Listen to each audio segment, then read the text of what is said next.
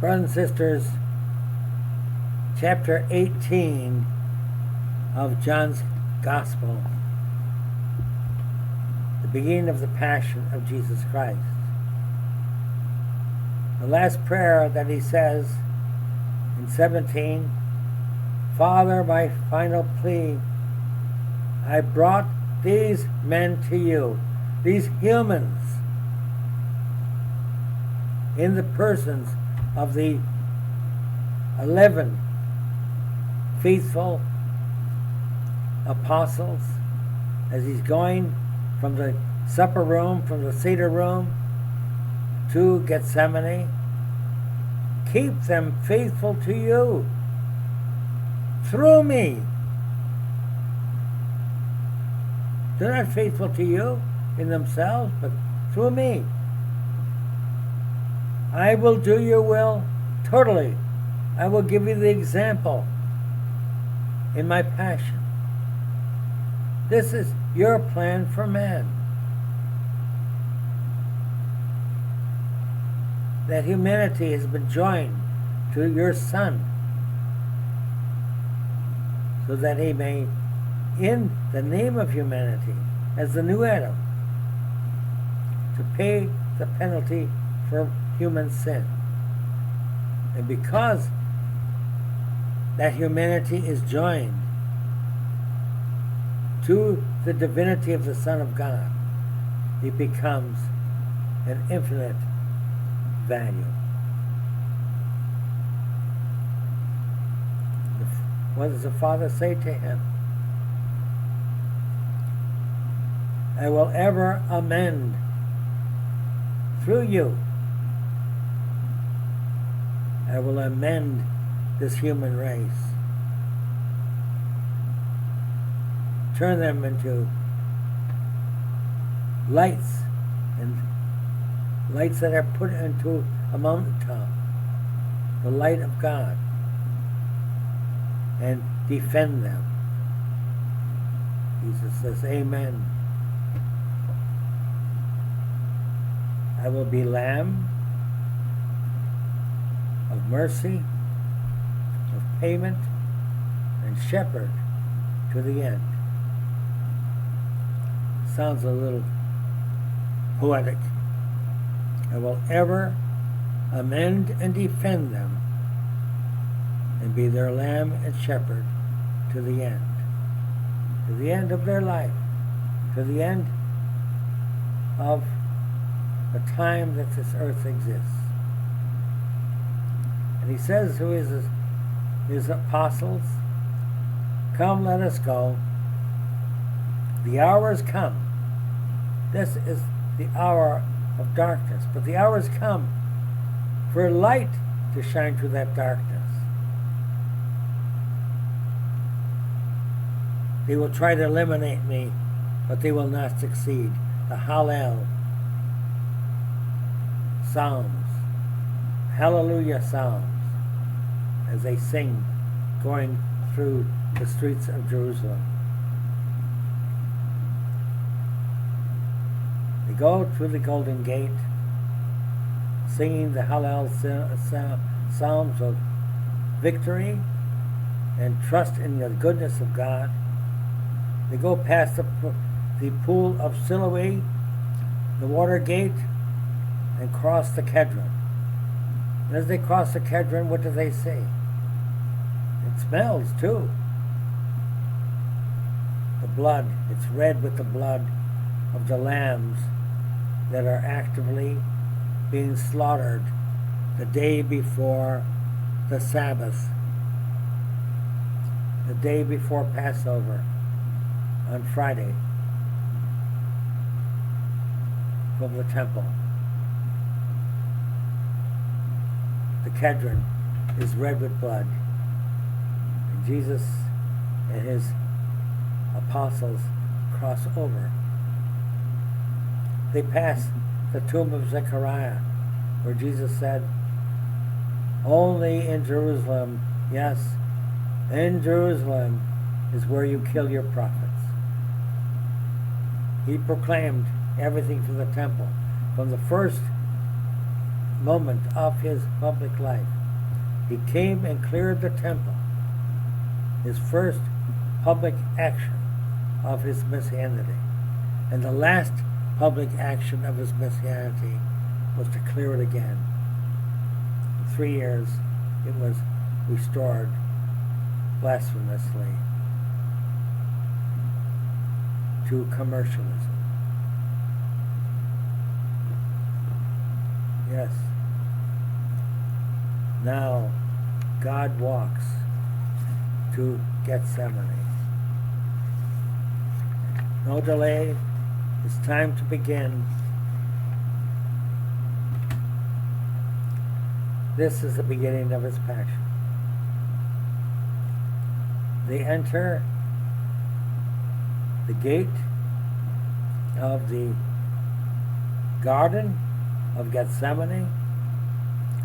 Said it's a little garden.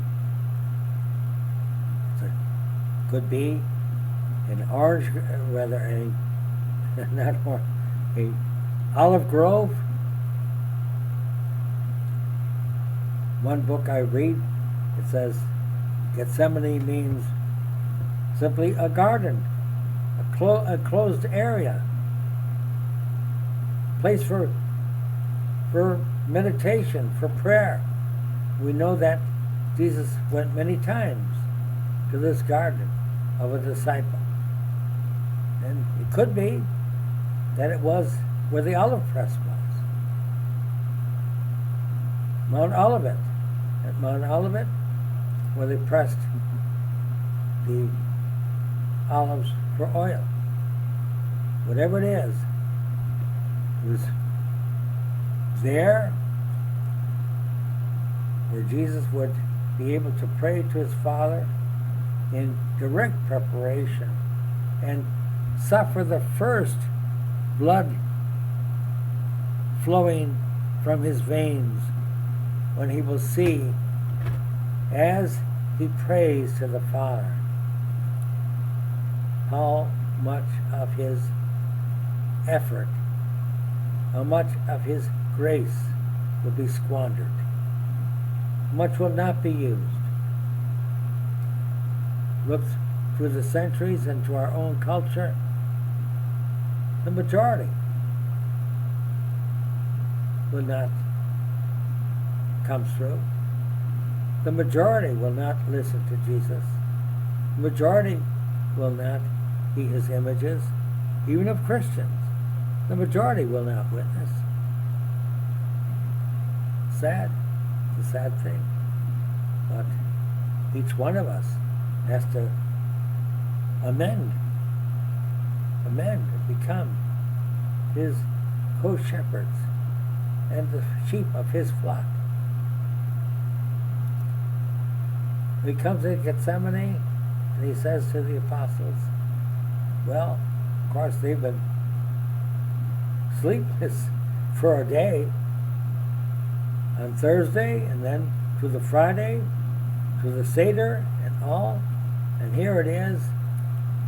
We don't know the exact time, but it should be, in our calculation, something like 11 o'clock at night, 10 o'clock at night, time for bed. And Jesus says to them, wait here, I'm going to the rock. It's something like, I would think, the rock of the temple, the rock on which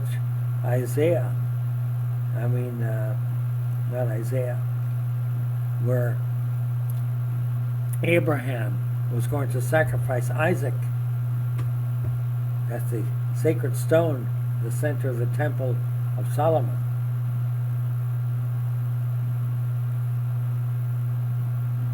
Some say that's where Adam was buried. That's why on the crucifixes you see a symbol on the bottom of it of a skull. Anyway, the same thing is going to happen to Jesus. And here he is, the pre-sacrificial lamb being prepared on the stone, the rock foundation. If you go to the church of the Gethsemani in Jerusalem, that's in the sanctuary of the altar, with crown of thorns, metal thorns surrounding it, the sacred stone where Jesus prayed to the Father and began his passion. He began his passion in the presence of the Father. Remember, he says in Psalm, Father, why have you abandoned me? It's the first indication. The Father never abandons him, but he's indicating he's taking sin upon himself.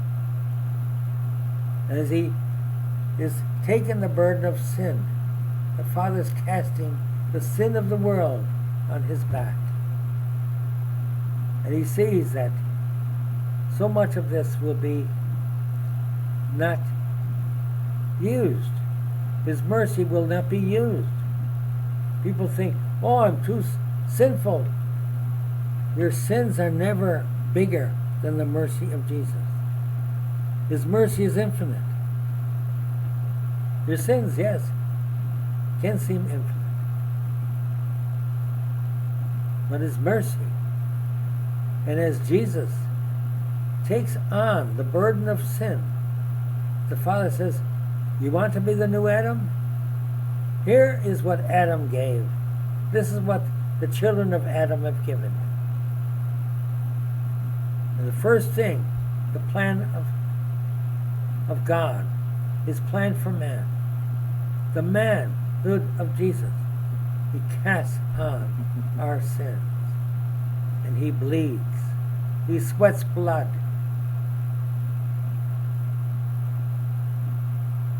It's a great burden, the sins of the world. The penalty he's going to take upon himself. Then to see how it's not repaid by humans, even to their paltry amount, to their finite amount of their own sins. So he bleeds. And he says, in his humanity, crying out, Father, it's heavy. Take it from me. But not my human will. Not speaking as for the humans. They can't stand any justice. They can't stand the sight of their own sins. They pass them off and excuse them.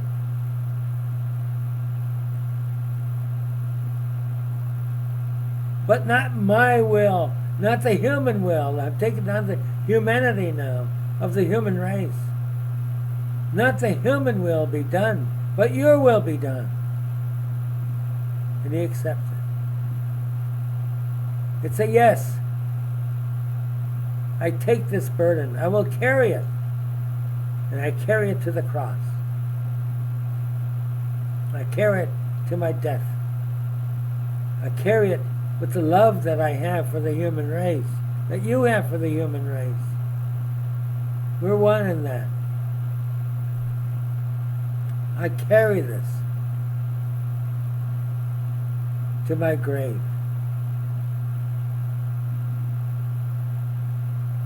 Thy will be done. And angels come and comfort him. The Father sends angels to comfort him. Those that have declared themselves for God in their eternal trial. Not the devils, angels. When Jesus goes, to check on his apostles to see whether they're praying with him, and he finds them asleep. Simeone dormis, Simon, Peter, you're the one who was going to stand by me beyond all the others. You sleeping?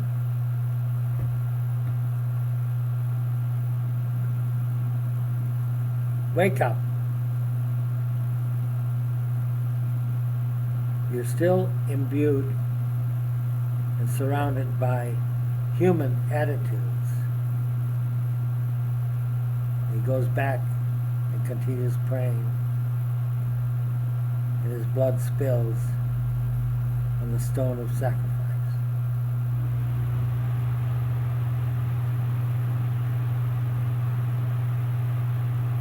It's not olive oil, it's blood. Blood pouring from his veins, pouring through his pores. It becomes red with blood. 3 times he comes, and they're always sleeping. Symbolic of the human race. Symbolic of me and you. Now we come to the barbers and the rankling of swords and persons breaking through that open gate, breaking the gate for all we know, coming into this garden of repose, of prayer. And the apostles are all woken up. And in comes the Levitic captains that were supposed to deliver the warrant of Jesus' arrest. Not only they're coming in, but companions of Caiaphas, his servants, brandishing with swords, with clubs, torches, coming into the Garden of Gethsemane. It's not dark anymore. And who is at the... they even got a cohort of Roman soldiers. It's not the Roman soldiers that captured Jesus. It was the Levitical guards of the temple. God forbid that holy people would be exempt. So-called holy people. Holy. Levitical guards that are supposed to keep peace in the temple and see that things are done according to the law of Moses. They're leading. They break through. And they even have a cohort. Caiaphas, very cleverly, since he's connected to the Romans, he's a Herodian, collaborating with the Romans, goes and gets a cohort of soldiers, a squad of soldiers, Roman soldiers, to back him up in case 11 apostles and Jesus defend themselves not to be taken. They come in there and call out, "Oh, there's no more peace in Gethsemane. It's no longer a place of prayer. It's a place of mayhem. The humans have arrived. The blasphemers have arrived. Now, they're going to bring them to the judges of justice, the human judges of justice that have Torah law." So much being arrested for justice.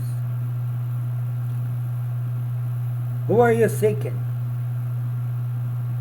Jesus of Nazareth. It's dark. They don't know who Jesus of Nazareth is. They just see 12 people there. I am He. I am He. Who? We come for Jesus of Nazareth.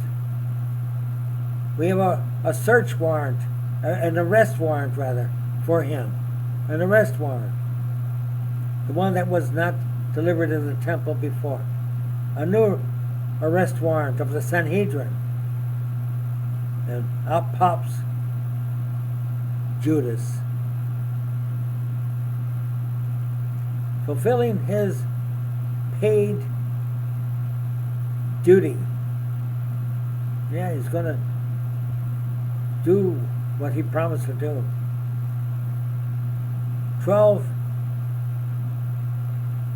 30 pieces of silver.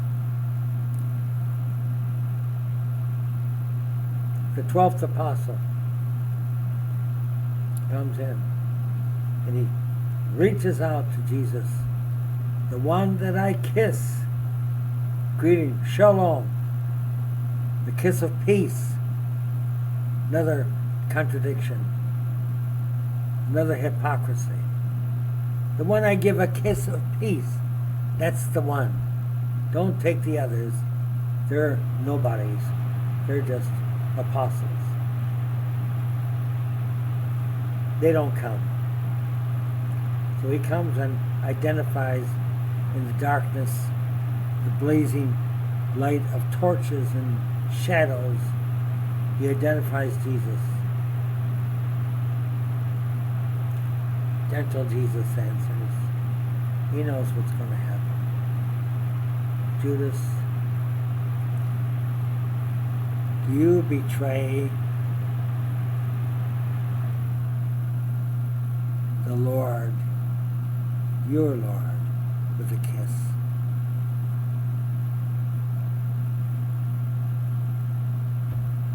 Kiss of death. Judas has done his job.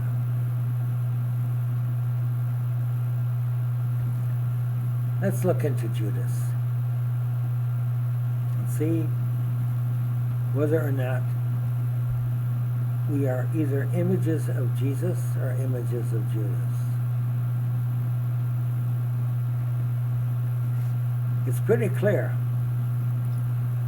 that Judas lost faith in Jesus. What was his faith? Was it? Remember the thing about faith?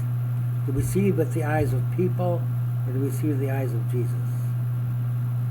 Faith is what people do not see.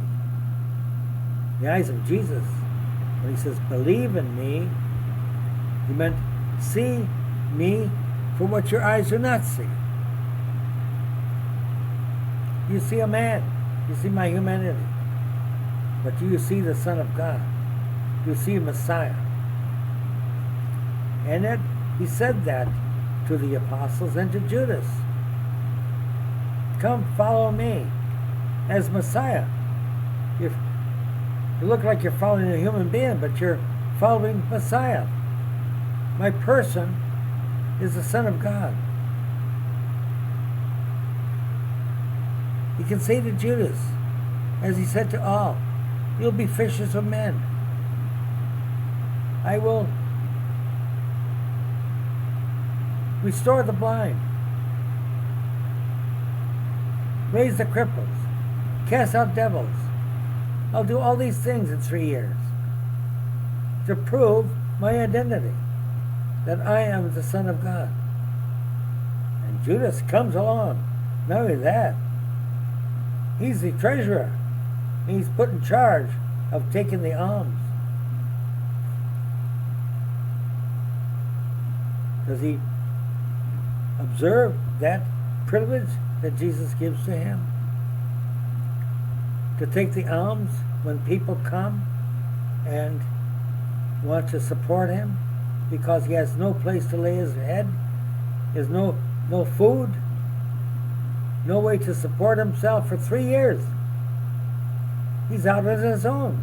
He's out in the roads and the streets and boats, mountains. And holy women will come to support him. People will give alms to him. And they'll be given to Judas. He'll hold the bag, the money bag. And if there's too much for the day's need, give it out to the poor. Give it out to those that are physically in need. Jesus didn't accumulate. He wasn't a banker. And Judas now pilfered for himself. We don't know how he stashed it away. But here he's got a double bind. Two interests. Himself, he's the Messiah, the son of David. He's going to be king. He's going to be king. And even some of the other apostles had said, Lord, when you come into your kingdom, will I sit at your right hand? One of the synoptic gospels says that it was James and John who got this idea that they were going to be repaid by Jesus when he came into his kingdom. They had no idea what the kingdom meant. They figured it was a kingly kingdom, a physical human kingdom, like the Pharisees kept saying, or hoping, to overpower the nations of the world. They would be these leaders, princes to the king, administrators, ambassadors to the king, co-shepherds of the king. And Judas is one of them. He's the Mr. Moneybags. So, at least the 11 apostles kept faith with him so far. So far. But Judas deliberately betrayed him for money. As much money as he could, if 30 silver coins aside the amount of a slave, that would be like 30 weeks' salary. Each coin for the salary, for a week's salary. And he's observing what Jesus does.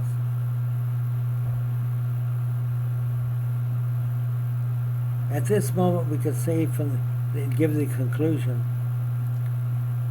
Judas, whatever he planned, whatever agenda he had to be connected to Jesus, evaporated. Like Pilate, he washed his hands of Jesus. He walked away.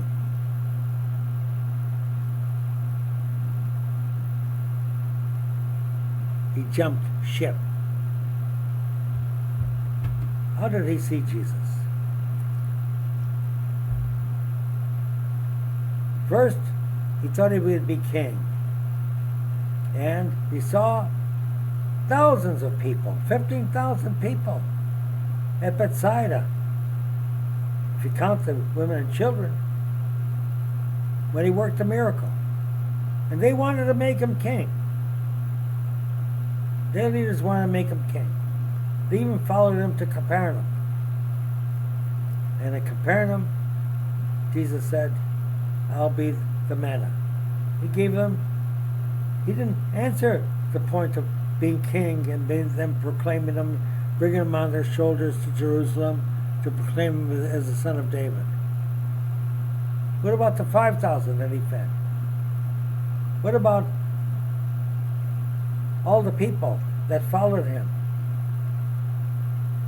when he cured the lepers? Wherever he went, how many miracles he worked in these 3 years, where crowds of people began to follow him. When he went on the roads, They heard that he was there. They came with all of their sick and healed. He healed all of them. When he cleared the temple, and the people who prayed there says, "Oh, good. He cleared the temple. Now we can pray." And they proclaimed him. Everywhere he went, people proclaimed him. Look at Palm Sunday. The city was agog with him, that he had restored Lazarus from the dead. He restored a dead man buried in a tomb, wrapped up in shroud, where he couldn't breathe or anything. A dead man. He brought him, and they came, and the people of the diaspora, Jews from around the world. There could have been 1 million of them around in Jerusalem. The word spread. The very one who was coming to arrest him now was afraid to arrest him because he was acclaimed by the people as a prophet. And the very fact of them coming to the Gethsemani at night was to get him when he didn't have any crowds around him.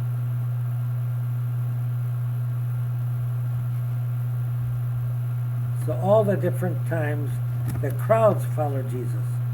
When crowds followed him when he walked along the Sea of Galilee, and they had to get into a boat in order to preach to them. On the mountains. On the mountains. When he gave the prayers and the preachings on how to reach God. So there were so many times that Jesus had seen this in 3 years. How the people followed Jesus after he left the Pharisees and corrected their misinterpretations. So people of all these, it's something like in present life, if persons are on social media and they get thousands of friends. What did Jesus do at the end, the day before, when Judas left him at the Seder, at the Last Supper? Jesus said, telling him, "I came not to lord it over everyone. I came to serve you." And he washes their feet. And he says, "You must do the same." Wow. What a change for Judas. So, we're supposed to sacrifice ourselves. We're supposed to become servants of the people, not to be the masters. So, he saw Jesus in a completely new light. To put it crudely, say, this guy will never make it. He'll never get the people to follow him. He'll never create an army. He'll never be able to get rid of the Romans or get rid of the nations of the world. Fulfill what the Pharisees said. He's going to conquer all the world. He's going to be the international son of David, the king. And they're thinking about a physical king. And Jesus now is saying he's going to be a sacrificial lamb. It was no secret. It should be no secret from Judas. He knew it when John the Baptist had said, "Behold the Lamb of God." People get a wrong idea of who Jesus is, even of Christians. They're willing to sell Jesus. Use Jesus' name, use Jesus' teachings to self-aggrandize themselves, to make physical profit. going back to the 7 capital sins. Let's say the word. For greed. For titles. For titles. The people can bow down to us like Pharisees. Give us the first seats in the places. Acclaim us. And then, if you're a witness for Jesus, they're working out to say, oh, look what a great witness you are. Well, look at the saints. They were witnesses for Jesus, but every one of them was humble. The people later, against their will, aggrandized them. But every one of those great saints proclaimed Jesus. They didn't proclaim themselves. They proclaimed themselves as the servants of Jesus, to bring people to them, to him rather, not to themselves.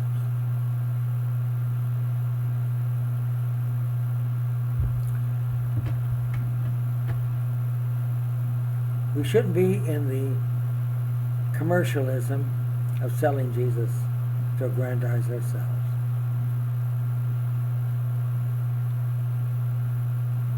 I'm not giving myself as an example, but one that I followed and influenced me more than others in my young age, when I was 15, was Francis of Assisi. Did he ever use Jesus to aggrandize himself? But before he died, many of those, even in the Franciscan order, did do that. Famous case of Elias. And he was abandoned.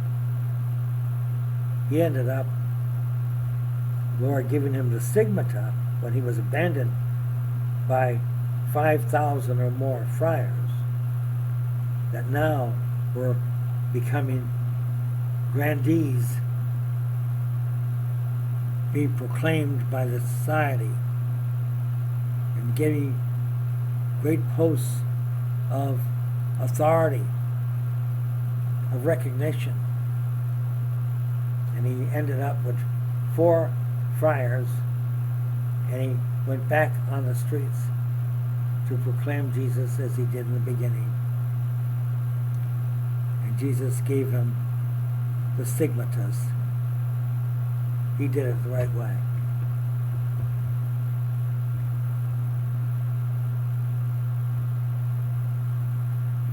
Yes, brothers and sisters, to witness for the Lord is not for self-glory.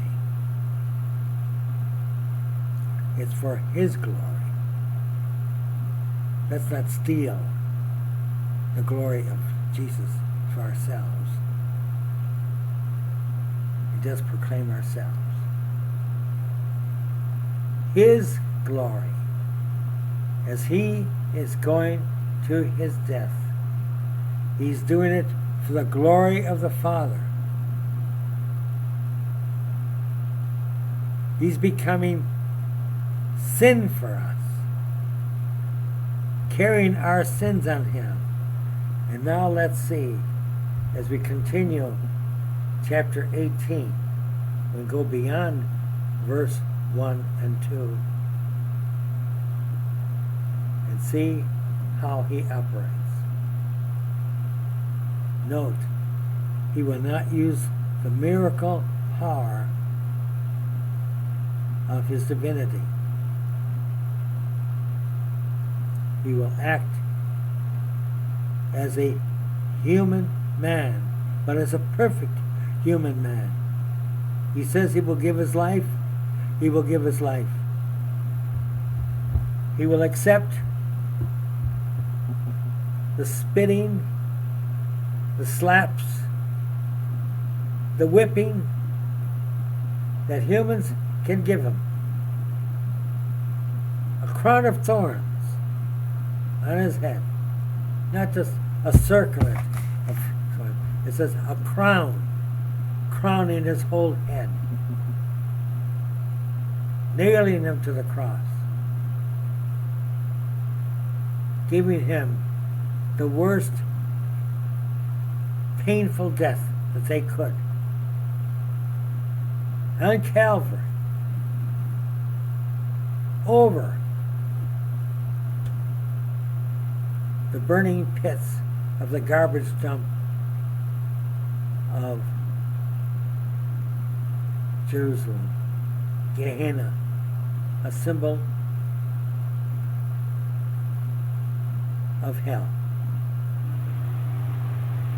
ready to cast his body into that incinerator or cut him down from the cross and have dogs and animals eat his flesh.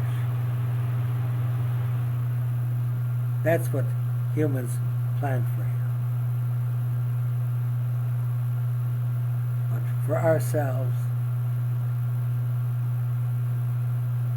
let us not take his glory, because if we image him, he will give us his light. And that is the light that must shine from those who proclaim him. Must lead to him. Must be his light. As John says in his first chapter of his gospel, he was the light. Even John the Baptist was not to be the light, but to just give testimony to the light that was Jesus. That the light of God is to shine on men. The light of God given by Jesus Christ by his example. That is the light that must shine through us. The light is to bring people to him, not to ourselves, because we are only the lampstands that carry his light. Let's pray for each other, and please pray for me.